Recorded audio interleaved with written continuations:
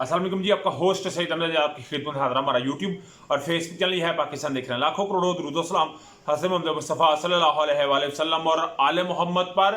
GHQ से दो टोक अल्फाज में पैगाम आ चुका है। वो इलेक्शन कमीशन के लिए हो, वो इमरान खान साहब के लिए हो, वो इस PDM के लिए हो, इस इम्पोर्टेड सरकार के लिए हो, इस चुचू के मुरब्बे के लिए, उस चार के डब्बे के लिए हो, सबके लिए बड़ा खुल्लम खुल्ला पैगाम और डेफिनेटली इमरान खान साहब के हक में है। और इस मौजूदा सिस्टम के ये समझ रहे थे, और जो मैंने कल के आपको ना वीलॉग में, जो हमारा शाम का वीलॉग था, उसमें मैंने आपको बता दिया था कि बाकायदा तौर के ऊपर स्टैब्लिशमेंट ने ये प्लान तैयार किया और उन्होंने इस चीज को शोर करवाना है कि हम ए पोलिटिकल हैं और ए पोलिटिकल रहने के लिए हमने सब कुछ करवाना है।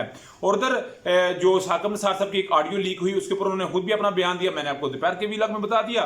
ख्वाजा तारक जो रहीम साहब है, उनका बयान, और ख्वाजा आसिफ साहब ने एक नया पंडोरा खोला है, उसके मतलब मैंने आपको बताना है। और उसके बाद जो इस हुकूमत के लिए शेख रशीद साहब ने एक जाल बिछाया, उसमें ये किस तरह हुकूमत ट्रैप हो सकती है या आ सकती है, वो मैंने आपके साथ डिस्कस करना है। सबसे पहले मैं बात ही यहाँ से शुरू करते हैं। DGISPR ने आज काफी देर के बाद आके प्रेस कॉन्फ्रेंस की, मगर इस प्रेस कॉन्फ्रेंस के अंदर उन्होंने बाकायदा तौर के ऊपर सबसे पहले ये बात की कि हमारा किसी सियासी जमात से कोई तल्लुक नहीं और इस पर कोई दो राय भी नहीं होनी चाहिए। और जो कार्टून टाइप लोग, मैं जो कार्टून का लफ्ज इसलिए इस्तेमाल करता हूँ, जिनको कोई सोच समझ नहीं होती, वो एवी बेदरेक या बस जुबान जदे आम या माले मुफ्त दिले बेरहम और ख्वाब दीवाने की तरह बातें करते रहते हैं, उनके लिए बेसिकली ये बात मैं कहना चाहूँगा कि ये जो सारा मामला आज DGISPR ने अपने प्रेस रिलीज जारी की है और खुसूसी तौर पर आकर TV पे उन्होंने बात की। उन्होंने कहा जी हमारा किसी सियासी जमात से कोई तल्लुक नहीं, अगर फौज को सियासी इस्तेमाल करेंगे तो इंतशार फैलता है।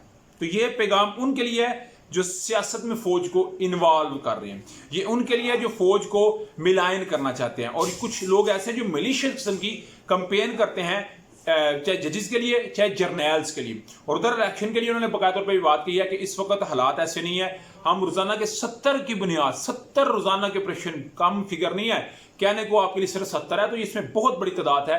रोजाना की बुनियाद पे 70 ऑपरेशन हो रहे हैं। और उन्होंने कहा जी इलेक्शन को, अगर इलेक्शन की बात की जाए तो हमने बाकायदा तौर के ऊपर जो इलेक्शन कमीशन को बता दिया है कि हम आपको फौज नहीं दे सकते, क्योंकि इस वक्त फौज को बहुत मसरूफ है, एक जगह से दूसरी जगह शफल करना बहुत मुश्किल है। तो डेफिनेटली एक्चुअली जो आज DGISPR ने बयान दिया, उसमें उन्होंने तमाम इकट्ठे छट्टे खोल दिया कि अगर आप हमें सियासत के इन्वॉल्व करेंगे तो फिर इंतशार फैलेगा और इंतशार खतरनाक खाता हो सकता है। फिर जनरल बाजवा साहब के मतलब उनसे पूछा गया कि जी बताएं, तो उन्होंने उस चीज को किया गोली, मगर जाते जाते पैगाम उन्होंने बड़ा जबरदस्त दिया। उन्होंने कहा जी इंडिया के पास हमसे ज्यादा दफाई बजट है, कोई शक नहीं, मगर हमारे हर सिपाही के पास ईमान का जज्बा और शहादत का उनके दिल के अंदर एक जज्बा है। इनके जो ईमान की दौलत और शहादत का जज्बा है, जो किसी भी तरह हमारे अंदर अल्हम्दुलिल्लाह कम नहीं हो सकता। और ये एक खून के अंदर रची बची बात है, ये कुदरत की तरफ से इनाम है।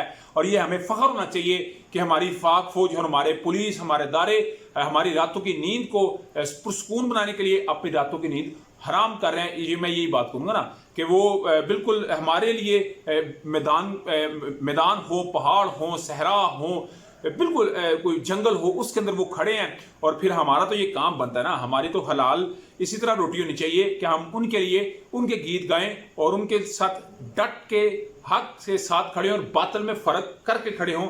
ये हर पाकिस्तान को मेरा पैगाम है और ये है पाकिस्तान चैनल का भी पैगाम आपके लिए यही है। तो ये जी DGISPR का एक बयान है और मजीद भी अगले नेक्स्ट व्लॉग में आपके साथ डिस्कस करूंगा। उधर साकब निसार साहब कि उन्होंने तो अपना ये बयान दिया है, मगर ख्वाजा आसिफ साहब ने आज बकातौर पे ये बात कह दी है। ख्वाजा साहब कहते हैं कि आज से 15 साल पहले या 16 साल पहले मियाँ साकब निसार जो कि चीफ जस्टिस साहब रह चुके हैं, जिनको डैम वाला बाबा भी कहते हैं, मरियम नवाज साहबा, इन्होंने जी मेरे साथ कुछ गिले शिकवे किए नवाज शरीफ और शहबाज शरीफ के, फिर कहते हैं जी आपने इनको नाअहल भी कर दिया, तो अभी तो आपका गुस्सा ठंडा होना चाहिए। ये ख्वाजा आसिफ साहब बात कह रहे हैं, वो क्या बात थी ये मेरा ख्याल है साकब निसार साहब को आके बात बतानी चाहिए। ख्वाजा तारक रहीम साहब ने बकातौर पर यह बात कही है कि बाज आ जाएं, नहीं तो मैंने अगर तारक साहब को उन्होंने मुखातब करते हुए बात कही है, क्योंकि वो शेर दाखिला है, अगर मैंने रफीक तारक साहब की बातें खोलनी शुरू कर दी तो फिर आपके लिए सर्वाइव करना मुश्किल हो सकता है। उधर जी जो एक बात लीक की गई थी जी कि एक हमने अदम एतमाद का वोट लेना है, पहले फट्टे पे फट्टा चलाया गया, फिर मरियम औरंगजेबा ने इसकी तरदीद की, मगर MQM जिन्होंने बाकायदा तौर के ऊपर ये बात कही है कि जो मरदमशुमारी हुई है कराची में वो बिल्कुल ठीक नहीं हुई।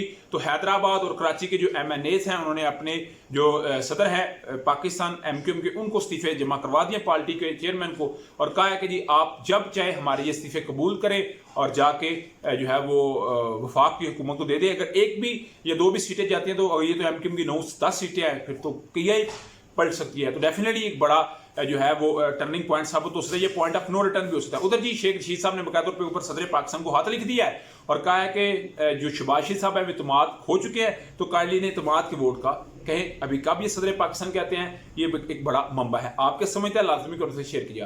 ब्लॉग वीडियो पसंद है तो चैनल को लाइक सब्सक्राइब अपने दोस्तों शेयर कर दीजिए। नेक्स्ट वीडियो पे होस्ट पे जाती है आपका हम।